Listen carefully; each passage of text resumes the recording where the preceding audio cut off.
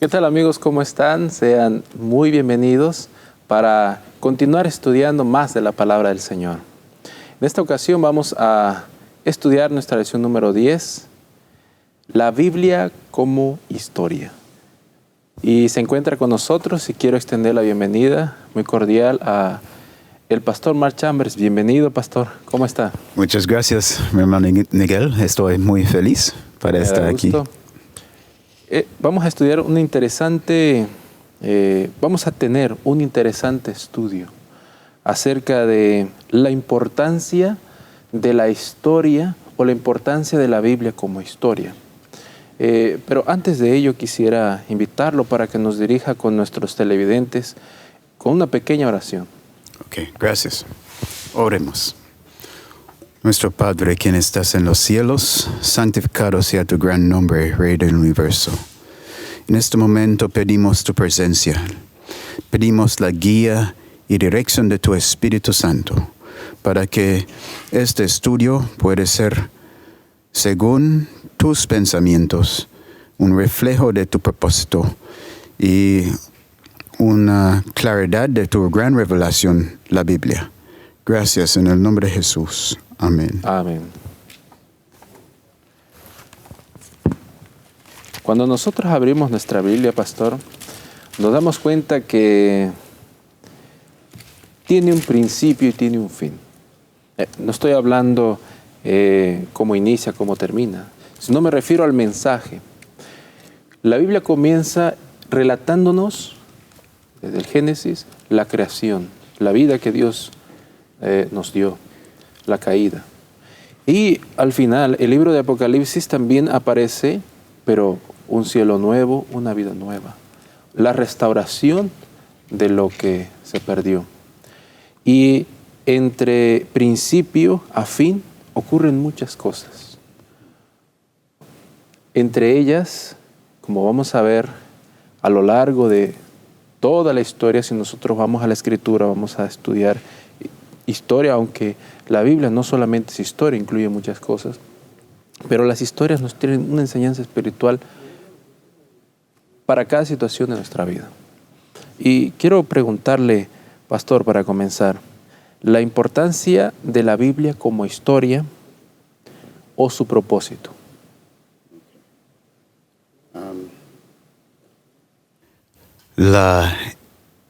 La historia de la Biblia es una historia muy importante. Es una historia distinta de todo lo resto. En la historia podemos encontrar muchos diferentes eventos importantes. Pero en la Biblia encontramos una historia de humanidad. La creación de la tierra, la humanidad, la caída del hombre y la promesa, la intervención de Dios para dar una promesa de Él por salvación a través de un Salvador en Génesis 3:15. Ese es el gran piedra fundamental de toda la historia bíblica. La promesa de Dios para enviar una simiente que fue prometido para romper o aplastar la cabeza del serpiente, aunque la serpiente va a herir su calcana. Podemos decir entonces que la Biblia centralmente es la historia de la Biblia es la historia de la redención. La historia de la redención. El gran medio de redención es Cristo Jesús. Entonces, cuando llegamos vemos esta promesa que Dios da a Adán, también vemos cómo Dios estaba llevando personas a la fe, comenzando con Abel, luego Set y sus descendientes, pero en los días de Noé allí vemos una corrupción de la semilla, el simiente prometido, el simiente sagrada, lo que Dios había escogido para traer el Mesías prometido.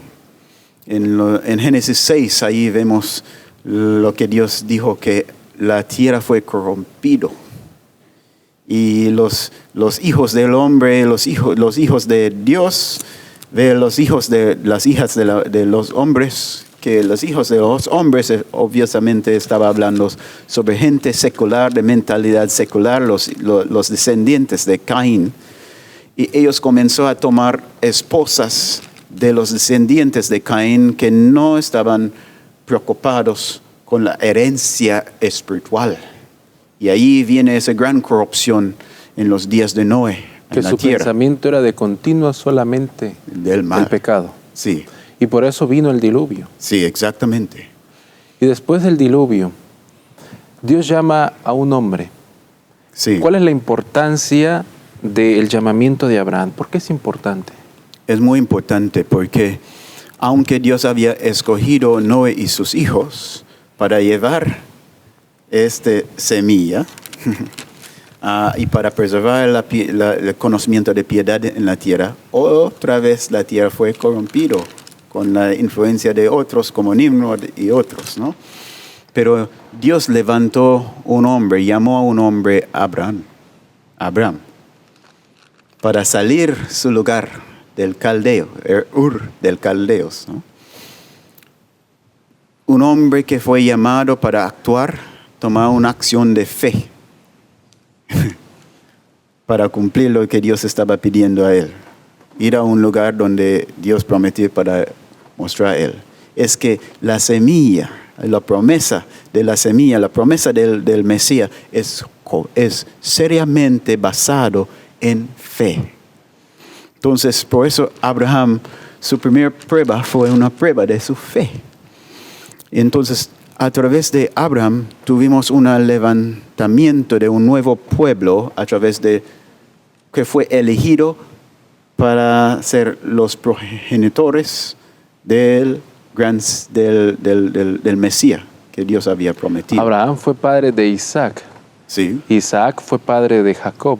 Exactamente. Y Jacob fue padre de muchos hijos. Sí, porque Jacob, ahí conocemos Jacob como Israel, cuando Dios cambia su nombre, ¿no? Cuando él recibe la bendición divina, finalmente. Y Dios llamó a él Israel, príncipe. El príncipe que prevalecer con Dios y con hombres. En los días de Israel, fueron a Egipto. Recordamos la historia de José en Egipto. Pero también Dios los libera de Egipto. Todo esto tiene una representación de la salvación. Pero llegamos a los días de David. Después de que salen de Egipto, Dios los traslada, pasaron muchas cosas. Dios los introduce a la tierra prometida de Canaán. Viene el tiempo de los jueces, pero en el tiempo de los reyes, y usted me va a mencionar un poco, tiempos de David, a Jesús en más de 10 ocasiones, muchas ocasiones, se le llama hijo de David. ¿Por qué a Jesús se le llama hijo de David y no hijo de Saúl?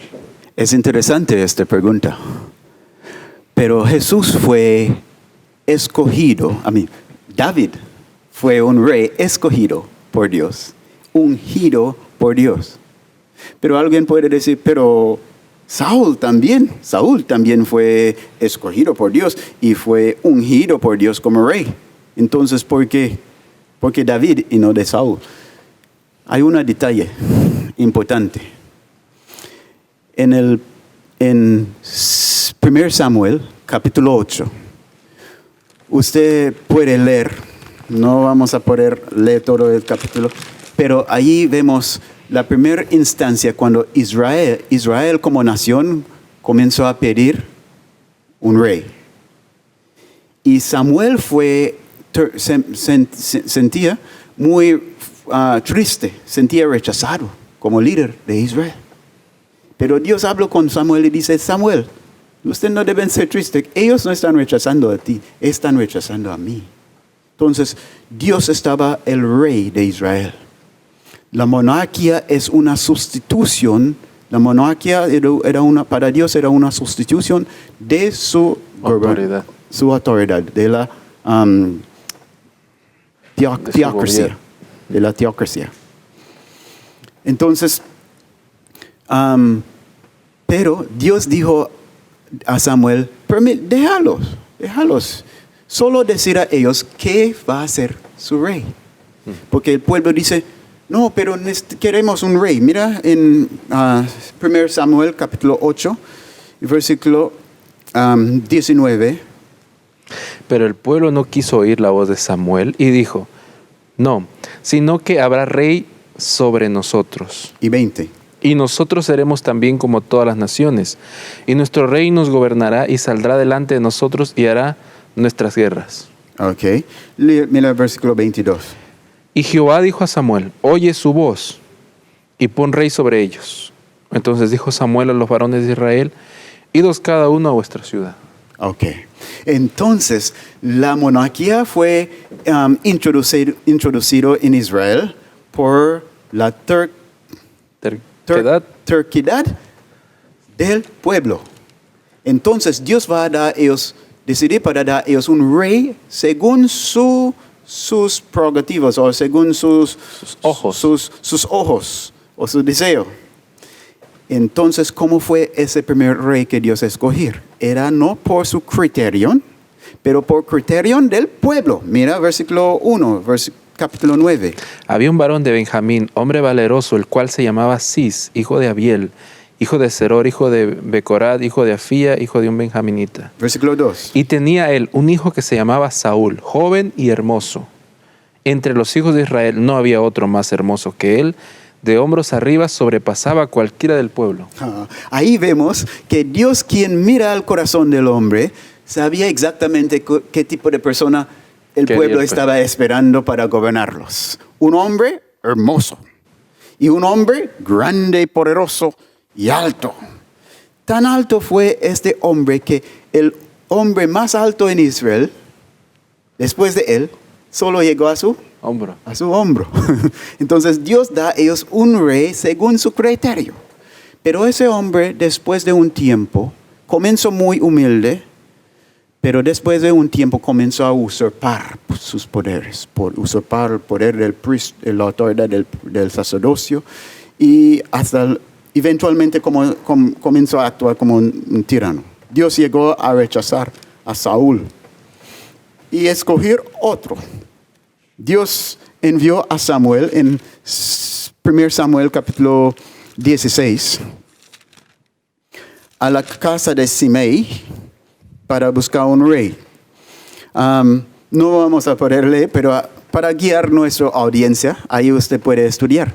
Y cuando Samuel llegó a la casa de Simei, y él decía a Simei cuál era su misión, y Simei llamó a sus hijos. Y llegó el primer hijo. ¿Cuál era el nombre del primero? Aquí lo podemos ver. Primer hijo de Eliab. Y cuando él ve Eliab, ¿qué él dijo? Este es. Mira, el ungido del Señor. Y Dios responde a él en el espíritu en ese mismo momento y dice, no. Porque yo ya rechazó a él. Porque Dios no miró como el hombre mirar. El hombre mira al externo, pero Dios mira al corazón. Entonces el primer rey de Israel fue escogido por el criterio de hombres. Mirada al externo. Pero el segundo rey fue escogido por criterio divino. Hasta Samuel mismo estaba a punto de escoger. De caer en la misma situación. En la misma.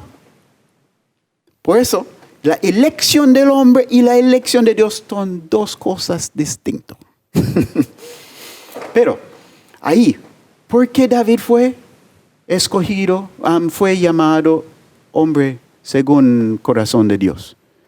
Ahí vemos que Saúl estaba bien preocupado por su propia dignidad, su propia reputación. Cuando Samuel estaba ahí corrigiendo a él dijo, no, pero vuelve conmigo. ¿Para qué?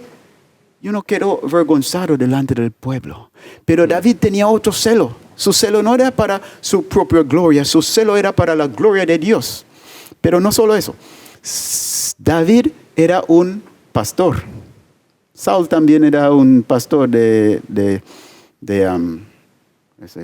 Ovejas. vacas, pero David era pastor de ovejas. Y Saúl, la Biblia también presentó otro hombre que es tipo de Jesús, del Mesías. Porque la Biblia mencionó en Isaías 44 sobre Ciro, mi pastor. Y también mencionó en 45, versículo 1, como mi ungido. Entonces David fue pastor y ungido como tipo del Mesías. Pero no solo eso. Tenía un corazón que tenía un ardor grande y ferviente por la gloria de Dios. Cuando él encontró a Goliat, Capítulo 17 de 1 Samuel. sí, capítulo 17, Goliat burlando a todo Israel y el Dios de Israel, David no podía aguantar eso. Él no fue ahí para hacer guerra. Él no era soldado. Pero cuando escuchaba los blasfemios de Goliat. un ardor, un celo se levantó en él. Y él decidió, sí o sí, este hombre debe ser avergonzado para desafiar el Dios del cielo y el Dios de Israel. Y él toma esta decisión para arriesgar su vida para la gloria de Dios. Así Cristo también dice, yo no vino para hacer mi propia voluntad, pero la voluntad de Él que me envió. Y escuchamos en su oración en Juan capítulo 17, que el gran deseo, ardor de su vida era para la gloria de su Padre. Él puso su vida. ¿Por qué? Por la voluntad de Él que envió a Él. Él dejó su vida. Y Él dice que este mandamiento recibió de mi Padre. Por la gloria del Padre, Cristo vivía aquí como hombre. Y también ahí mismo en 1 Samuel 17, en esa misma situación estaba el otro. Saúl estaba presente ahí, pero ¿qué pasaba con Saúl? Cuando en 1 Samuel 17, Okay, sí. Sí. recordando la historia, Sí. cuando David se enfrentó a Goliat, Saúl estaba presente, el ungido de Dios estaba presente. Pero ¿qué fue lo que pasó con él? Pero estaba llevado por el miedo, por el temor. ¿Por qué? Estaba mirando ¿dónde? ¿Dónde el hombre miró? ¿Qué el hombre miró? Al externo. Estaba mirando a la grandeza de Goliat. Pero ahí vemos la diferencia de Saúl y David. David no permite que la grandeza de Goliat intimida a él. Porque él tenía sus ojos ¿dónde? En el verdadero grande, quien es Dios. Y es interesante cómo das ese piedra que David utilizó para matar a Goliat, como llegó ¿dónde? En su cabeza. A la cabeza, como la promesa, ¿no? La promesa que va a venir un Mesías quien va a aplastar la cabeza del serpiente. Y Goliat representaba a Satanás. Y ese golpe mortal llegó a su cabeza. También ahí vemos que ahí también es un tipo de Cristo, una tipología. El Evangelio se está predicando allí mismo. Cristo Exactamente. crucificado, pisando la cabeza a Satanás Sí, en la cruz. sí, porque por eso justo Cristo fue crucificado en Golgota o en Calvario, que significa el lugar del cráneo o de calabaza. De la calavera. Calavera. Entonces, cuando ellos clavar sus manos y sus pies y levantó la cruz, Sobre estaba la cabeza. penetrando esa tierra, esa cabeza, esa calavera, con sus propios, ¿cómo dice? Su calcanar. Su calcanar entró, Sobre la cabeza. tipológicamente. Tipología. Sí. Ahora, pasando... Entonces, quiero decir que el gran punto de toda la historia de la Biblia es la promesa de Él quien Dios envió. La promesa del Mesías. Por eso, cuando llegó al Nuevo Testamento y ese Mesías venía, cuando leemos en Lucas 24, versículo 27 y versículo 24, allí vemos Jesús hablando sobre todo el Antiguo Testamento, utilizando las profecías, mencionando las profecías de todo el Antiguo Testamento, cómo ellos llegan a cumplimiento en Él mismo. Ese es el gran punto de la Biblia. Pero el Nuevo Testamento también es sobre Jesús, pero también dejónos a otra promesa, que Él va a volver para traer a sus escogidos, sus redimidos con Él. Y ellos siempre van a estar con Él. Además de pisar la cabeza de la serpiente, ¿con qué otro propósito vino Jesús a este mundo? El gran propósito que vino, por lo cual vino Jesús, era en primer lugar glorificar el nombre de su Padre, restaurar la imagen torcida del carácter de su Padre, y a través de la salvación del hombre, a través de la obra redentiva, esta imagen de Dios fue revelada en una forma bien clara y bien distinta. La salvación del hombre significa su perdón, que Él vino para que nosotros podamos ser libres de nuestra condenación que merecemos, y también para que nosotros podamos ser libres del poder del pecado, libres del poder de Satanás en toda su forma. ¿Cuál es la importancia de la fe en esta liberación del pecado? Es la base de toda la libertad. Porque la caída es relacionada a la caída de fe. Lucifer cayó cuando él perdió su fe en la justicia de Dios. Eva cayó cuando ella perdió su fe en la palabra de Dios. La fe y la redención son conectados íntimamente, porque la caída y la duda o la incredulidad son cosas juntos. La criatura cae de la presencia o la gloria de Dios cuando él abandonó confianza en Dios. Si el hombre o si una criatura va a ser restaurado, va a ser redimido, esta persona en primer lugar su fe debe ser restaurado. Y todos los frutos que vienen con un fe restaurado, sí, es el fruto de un producto renovado, de un mente renovado. Amén. ¿Cuál es el llamado que Dios nos está haciendo con este estudio? Dios está llamándonos a reconocer que este libro no es cualquier libro. Es la historia más importante que existe, un registro de una historia el registro de la historia más importante que existe en la humanidad. Y la Biblia sí es histórico, como Jesús fue una figura histórica. Porque si Jesús no es una figura histórica, ¿qué significa eso? Que toda la Biblia es una mentira. Porque si Jesús no existía, en vano fue las promesas.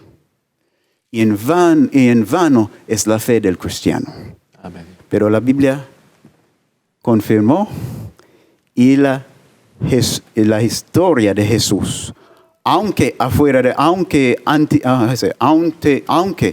la historia de Jesús, aún afuera de la Biblia, confirmó que la fe de los padres en el Antiguo Testamento y la fe de los cristianos en el siglo del Nuevo Testamento no es en vano. Y nosotros conocemos que el Jesús que estamos hablando no es solo un Jesús que está escrito aquí. Conocemos a Él como el que vive en nosotros. Amén. Muchas gracias, Pastor Mark Chambers, por compartir esta hermosa reflexión acerca de la historia de la redención que encontramos en la Sagrada Escritura. Muchas gracias. Dios le bendiga. Por la invitación. Dios te bendiga también. A ti, amigo querido, gracias por habernos acompañado. Quiero despedirme con este texto en San Lucas capítulo 4, versículo 18. El Espíritu del Señor está sobre mí, por cuanto me ha ungido para dar buenas nuevas a los pobres. Me ha enviado a sanar a los quebrantados de corazón, a pregonar libertad a los cautivos y vista a los ciegos, a poner en libertad a los oprimidos, a predicar el año agradable del Señor. Que Dios te bendiga y te guarde siempre. Nos vemos pronto.